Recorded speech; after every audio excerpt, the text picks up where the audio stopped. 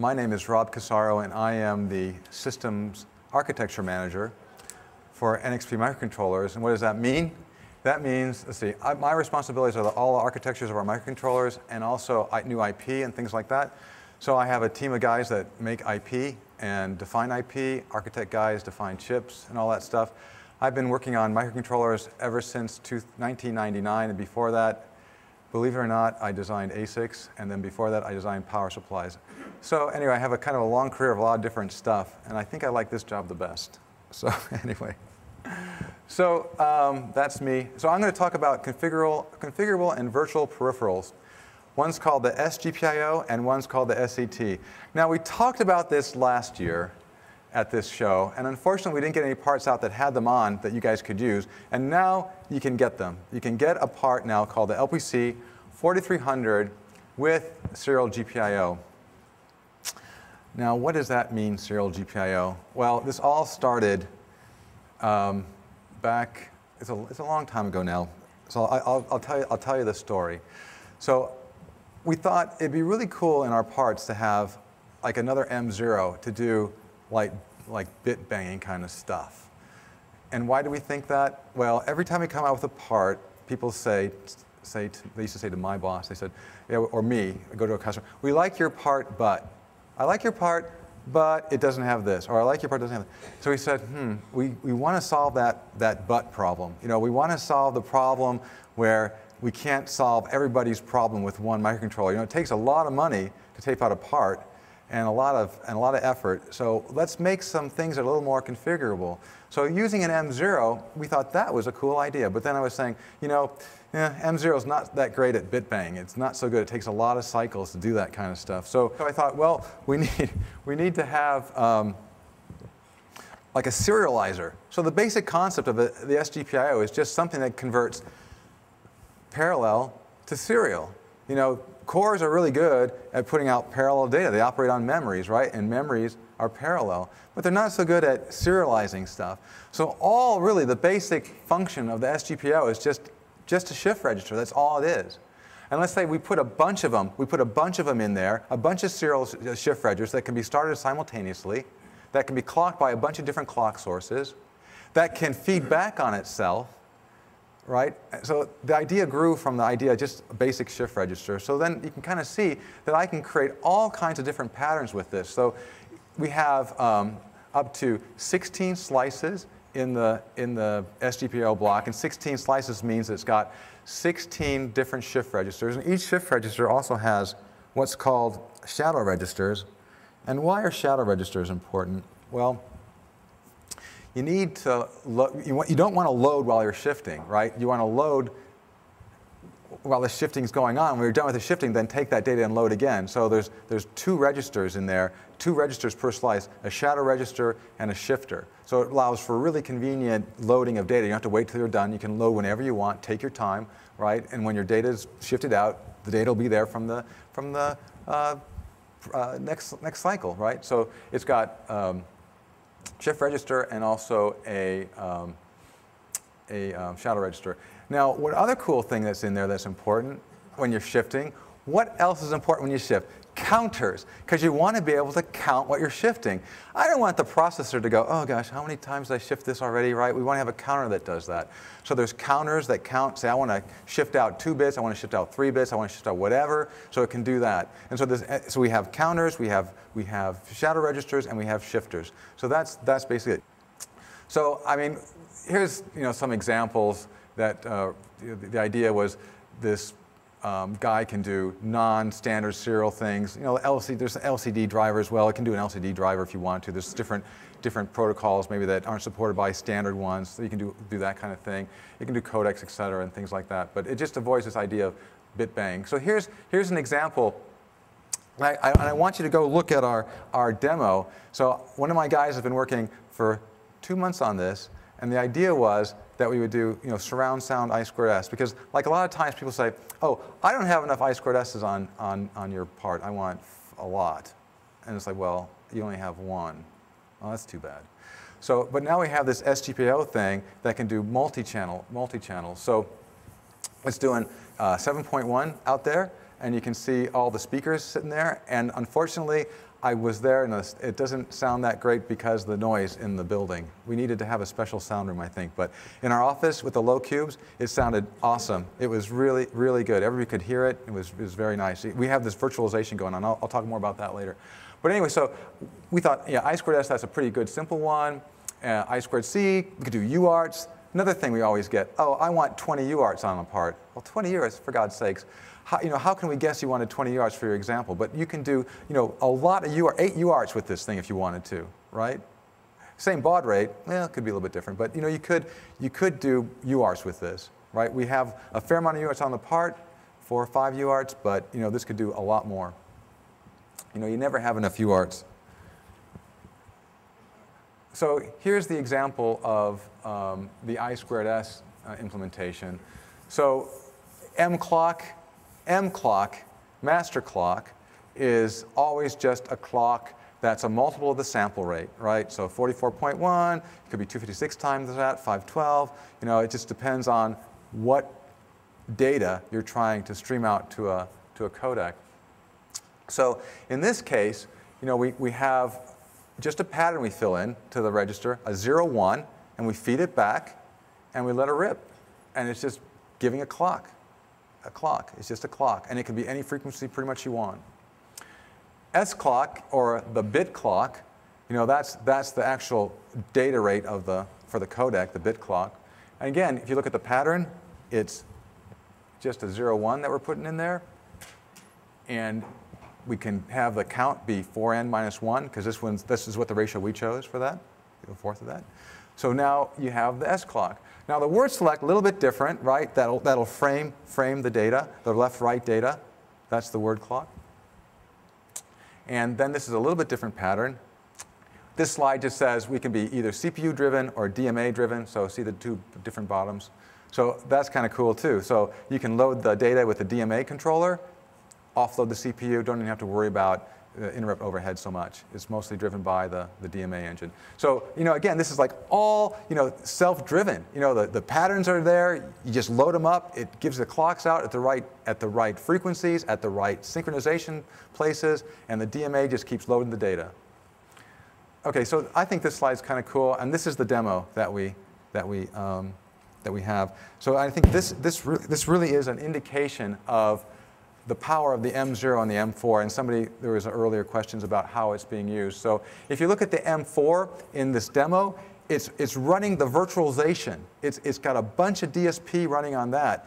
The M0 is taking care of everything else. It's taking care of the USB streaming, because we're taking data audio data from the USB port. We're giving it to the M4 DSP engine. It's doing all the calculations. It's giving it back to the M0, and then that's putting it into the SGPO and making the surround sound. I mean, it's just the partitioning of how you can partition your applications, having an M0 and an M4 is significant in allowing these applications to happen. Without it, it's very difficult, right? So anyway, so we have again, the M0 taking care of the streaming, the SGPO taking care of the forming end of the data and putting out the surround sound information to the codec.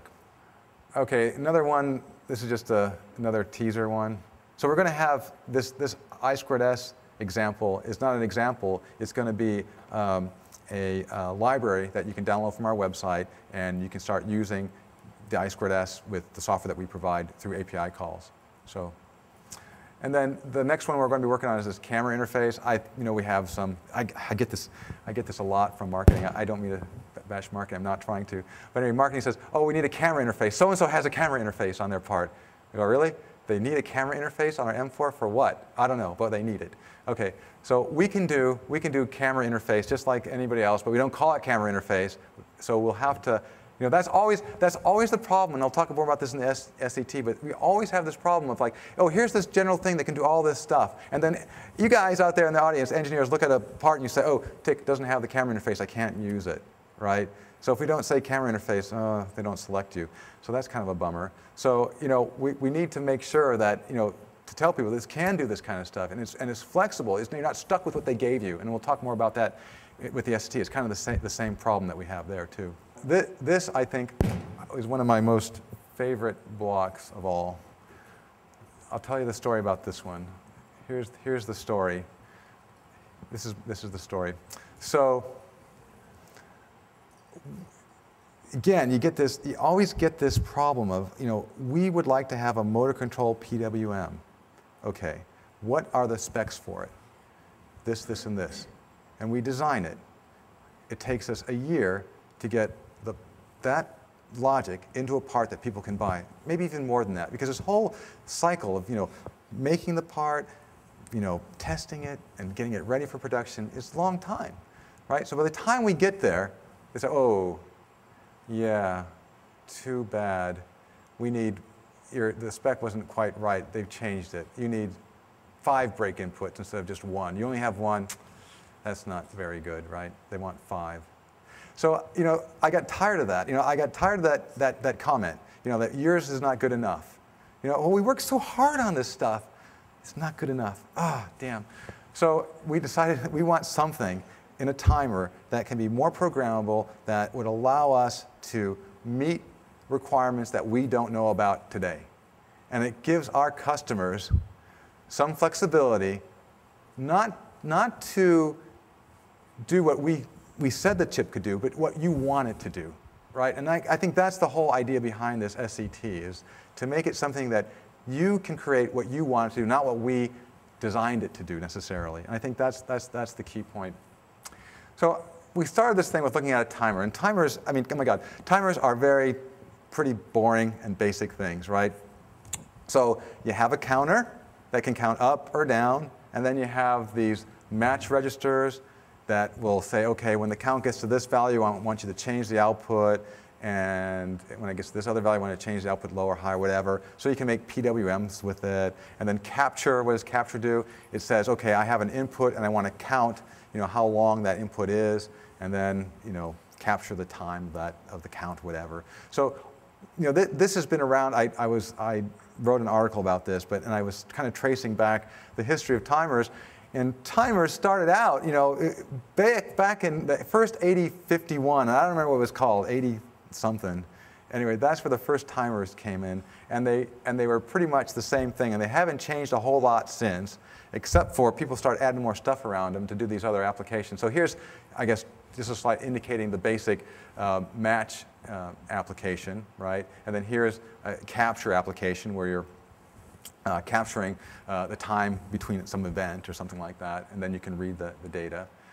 And then you have PWM. So this is kind of, like I said, the basic stuff that's been around forever, and people haven't really changed it so much, except for, let's make a motor control PWM. And so what does this do? It adds things like dead time. So we have a dead time register, and it adds a brake input. So when like, let's say you have a failure, the outputs go to a certain state and stay there, so your motor doesn't blow up, it stops at the right time, and your FETs are all safe, and everybody's happy. So, but you call it a motor control PWM. So then you go, I've had this happen before too. People say, oh, you have only 3 timers on your part. Well, but we have the motor control PWM. That's really a timer. Oh no, I can't use that. Why not? For your timer. It says motor control PWM. Oh, it says still a timer. But since we call it motor control PWM, that's what they're going to use it for. But it can use for other things, right? So we're always stuck with this naming problem. So, and I pulled this out from other data sheets just to show you a little bit of other stuff. So here's timers I got from, I'm not going to say who, but they say, like as an example, that one timer, it's an advanced control timer. It has 1 brake input, and it has this encoder mode, and it has complementary outputs. So as an engineer, you go look through, and I read this list. Oh, it has everything I want in my timer. I like that one, right? Or then this other one, it's a little more fancy. It has like dual slope pulse width modulation. Wow, that's kind of a cool name. And then it's got single slope pulse width modulation. That's another cool name. What does that really do? I'm not really sure. But maybe it meets your application, maybe it doesn't. But they fixed those functions for you, and you can kind of go through a shopping list and look at what you want, right? So now the SCT just totally changed that whole paradigm. It's not like that anymore. We don't have the shopping list of things. It's what you want it to do, right? And that makes it hard to sell, because we don't have this shopping list. So we'll try to make it hopefully easy to understand, and and make it more useful for your applications by providing examples of all different kinds of ideas you can do with it. But what we did, and I think what changed everything, and by the way, there's been this idea of programmable timers out there for a long time. It's not like we made this up, right? They've been, you know, you have the TPIU, whatever it's called, from Freescale. You know, it's got this whole C code thing to program it up. It's a big, monstrous thing. And I was told, I haven't used it, but I was told there's guys that just, that's all they know. That's their job. And they put it on their resume and they get jobs anywhere because they know this timer, which is kind of interesting, I think. But you know, we didn't want that to be like that. We didn't want it to be like this complicated thing that you had to be this total expert at it. So we have this idea of state and event. So the idea behind state is every engineer kind of knows state machines and things like that. So we put this idea of state and event into our timers to make them flexible and programmable. So the timer, the basic SCT timer, it has two 16-bit timers that can be concatenated into a 32-bit one. You can have two 16s or one 32. But that, you know, this is the one SCT. And in the LPC 4300, we have just one of these blocks, which a bunch of states and a bunch of events. When we thought of this idea, it wasn't just one we wanted. We wanted to have multiple ones within a part, and it makes it much more flexible. So you're going to see parts from us coming out with multiple SCTs with different amounts of states and events. And I'll describe what those do in a minute, a little more in detail. But you know, you'll have multiple ones that can work together, that can be synchronized, and you can do a lot more stuff with them than just one big one. One big one's pretty cool. It can do a lot of stuff. But you know, it wasn't really designed just to have one. It had to have multiple of them. So events are things that can trigger transitions on outputs. You know, and that is kind of cool. And an event can be, an output can be an event. It can be an external event from like an interrupt. It can be a bunch of different sources to be an event. A state is just pretty much a number, and it just looks at different events when it transitions to that state. So the PWM can do different things within that state. Like I said, inputs can be a bunch of different stuff, and it really depends on the implementation. And the outputs can be fed back as an input or an event. So this kind of describes the sources. It can be the timers. It can be signals, and also it can be ands or ors. We can do a bunch of combinations of stuff. And the event can drive an output signal. It can change the state. It can halt. It can do all kinds of cool things. It can generate an interrupt, a DMA request. Let me just go on to the next. Just some pictures describing what this does. So the top line kind of shows the counters doing their counting deal. And I divided it into like different states. And so when the counter it doesn't have to finish a period to dump to another state, but this is what it's showing. So when it hits a match, it says the output goes high. When it hits the other one, the output goes low. But then in the other state, you tell it, when I get to the next cycle, I want to go to state number 2, the matches do something completely different, right? So now I can create a different pattern, right? And then the next time, I can do nothing if I don't want to do anything, right? So you can see just from this simple picture, I can create all kinds of cool waveforms, things that you can't do with a normal timer. And then the bottom one shows that, yeah, we just don't count up. We can count up and down within a cycle, and you can have states within that cycle doing different things within a cycle. Okay, now here's some examples, and I have different ways to represent these examples. So this one was, what is this one? Okay, this one is just showing that we can have a low frequency signal modulating a high frequency PWM signal and creating a modulated PWM signal. And this is used in a lot of lighting applications. So you'll see parts with a lighting PWM. And so this is used in lighting examples, but they'll say, oh, I want a lighting PWM, but this can do more than just a fixed function lighting PWM. It can do that and more. Okay, so here's another one that we came up with. And I have one guy in my group that represents things like in C code. So he wrote this pseudo C code for me to describe what he did with the timer. I mean, these timers don't have to have a tool or anything to be used. You can describe them in just descriptions, and some pseudo C code and describe what you want it to do. You don't have to use a tool necessarily.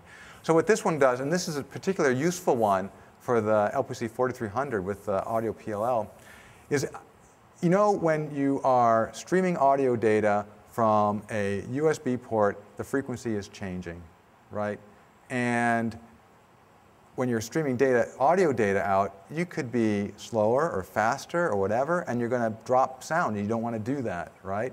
So what we do in the LPC43, we have a mechanism where you can measure the starter frame signals from the USB ports, and then you can fractionally adjust the I2S clock or the master clock to synchronize or to meet the same frequency as the data coming out from USB. If you don't do that, you're going to have pops and clicks in your sound, right? It has a very small effect on the output noise of the signal, but it's a way to do synchronization. So what the SET is being used in this application is to measure the time of the frame sync based on these audio clocks, so we can synchronize with the audio, the USB frequency. So, I think this is something that